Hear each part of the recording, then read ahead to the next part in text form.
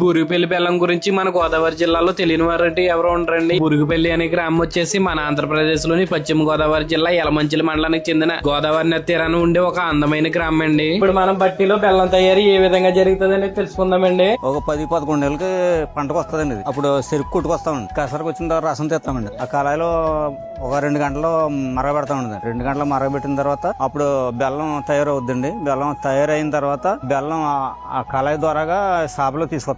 సాపలో తీసుకొచ్చిన తర్వాత ఆ సాపలో ఒక 1/2 గంట 20 నిమిషాలు దాన్ని తిప్పుతాం. తినగానే అది ఆరదండి. తిప్పిన తర్వాత అది ఆరిన తర్వాత అది ఒక 1/2 గంట సుమారు పడుతుంది. దింసలు పెట్టి దాన్ని కుట్టి అప్పుడు దాన్ని లైన్ చేస్తాం. దాన్ని అవి ఒక అరగంట 1 గంట సుమారు ఆరాలండి. అప్పుడు దాన్ని మళ్ళీ అచ్చులు లెగదీసి అది ఆ రకంగా పెడతామండి. తూకం చేసి అప్పుడు కట్టలు కడతాం. మన కట్ట ఎన్ని కేజీలు ఉంటుందండి? 34 కేజీలు బట్టీలోకి వెళ్ళిపోద్దండి. మళ్ళీ అవి బడ్డీలో పెడతామండి. అదో 1-2 నెలలు దాన్ని పోషించాలి. ఎందుకు ఎత్తరాలని అది బెల్లం కొద్ది క్వాలిటీ రావడానికి నిలవ ఉంటాను. మనకు అసలు ఈ బురుగుపల్లిలో ఎన్నాళ్ళ నుంచి చేస్తున్నారండి బెల్లం తయారీ? 100 సంవత్సరాల పైన ఉంటదండి. మీకు కనుక నా వీడియో నచ్చితే ఒక లైక్ చేయండి. ఫుల్ వీడియో వచ్చేసి మన యూట్యూబ్ ఛానల్ ఉంటుంది, వెళ్ళి చూడండి.